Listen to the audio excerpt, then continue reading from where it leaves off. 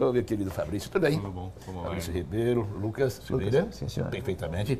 Lucas, do Instituto de Defesa, Fabrício Ribeiro, um especialista em segurança pública. Exato. Os senhores estarão daqui a pouco, digo daqui a pouco são 5h20, quer dizer, daqui a mais quase 4 horas, né? Fazendo uma palestra, proferindo uma palestra na Cadepol. A Cadepol é a Academia de Polícia Civil do Estado de Sergipe.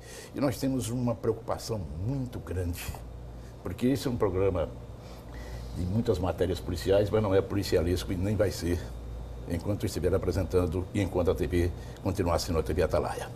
Pergunto a você, Fabrício, por que tanta violência? Por que banalizaram tanta violência?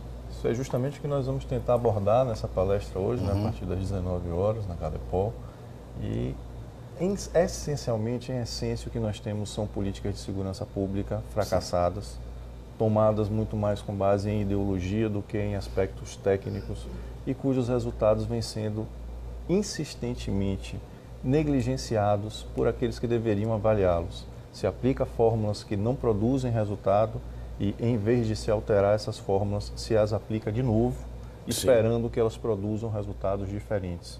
E isso, evidentemente, não acontece e se repete esse ciclo sucessivamente até que nós tenhamos esse quadro, tenhamos chegado a esse quadro de caos na segurança pública, chegando aos 60 mil homicídios no Brasil, este do último anuário divulgado, relativo ao ano de 2016.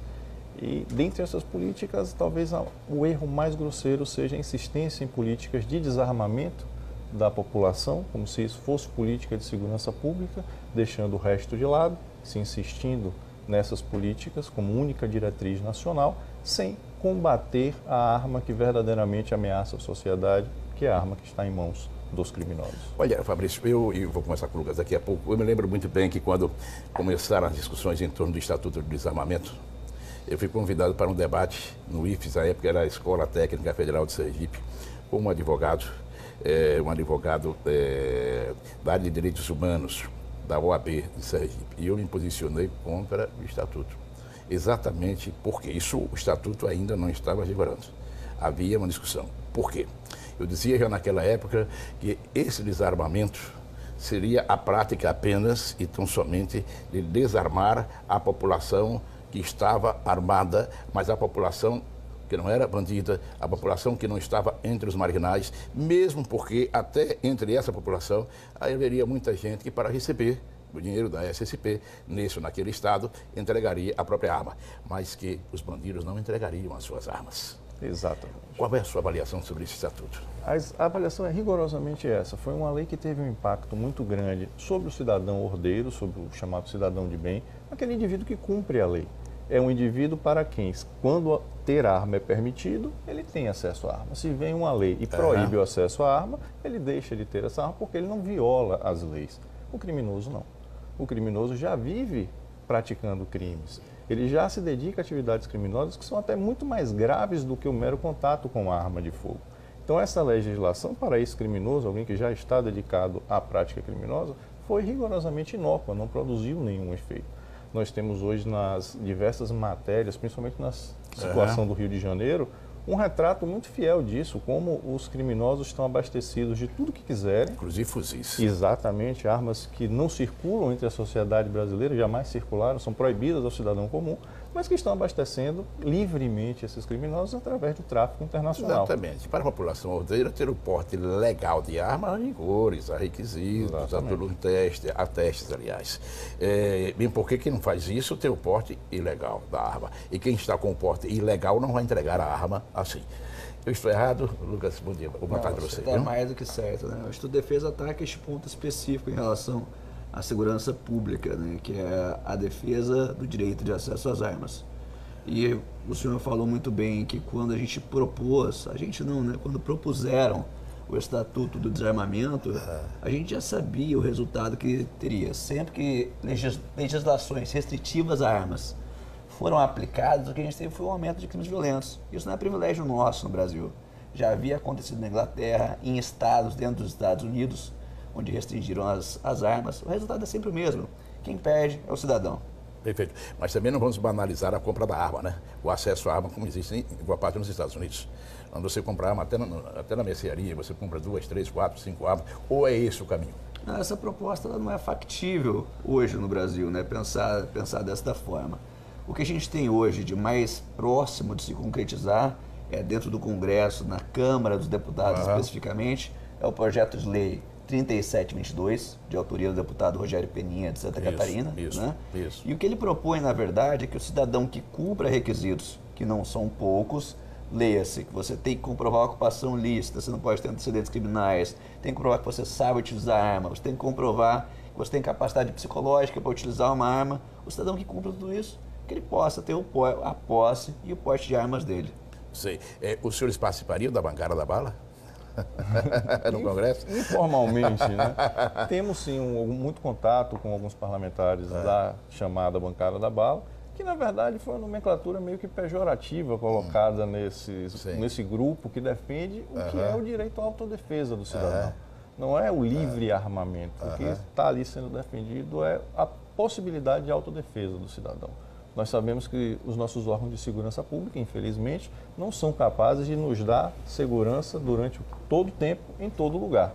E quando essa segurança falha, é fundamental que o indivíduo tenha a possibilidade de exercê-la, se proteger. Ô Lucas, a polícia militar no país, ela é mais orientada para exercer um policiamento ostensivo do que preventivo? Teoricamente, é a função da polícia militar mesmo fazer esse policiamento ostensivo, né? A repressão ao crime na rua. Mas é necessário que seja preventivo, né? Ocorre que a gente tratando desse tema específico da arma, independentemente da polícia que a gente tenha, da política de segurança pública que a gente tem, uma coisa nunca vai mudar. A vítima sempre é a primeira pessoa a chegar na cena do crime. Né? Então não faz sentido que se desarme a primeira pessoa que seria possível de acabar com o crime, de impedir aquele crime. Né? Exato. Lucas, você é do Paraná e você é de Salvador, na Bahia, né? Um soteropolitano. Exato. Eu pergunto também o seguinte, aquela política que foi desenvolvida em Nova York, muito famosa, Tolerância Zero, que é título até de um programa aqui, tem muita audiência do meu querido Bareta, é a saída para o país? Em momentos críticos de segurança pública, todos os exemplos mundiais mostram que o caminho é justamente esse, é reforçar a repressão. E reforçar a repressão não significa... Inclusive os pequenos crimes, né? Exatamente. Isso não significa apenas botar a polícia para prender. É necessário ter uma estruturação que respalde essas prisões. O indivíduo que seja preso cometendo crime não pode estar solto no dia seguinte.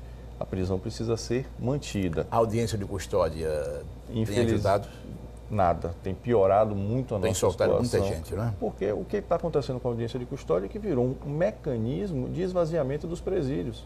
Ela não está sendo utilizada como avaliação da necessidade efetiva de alguém ficar preso.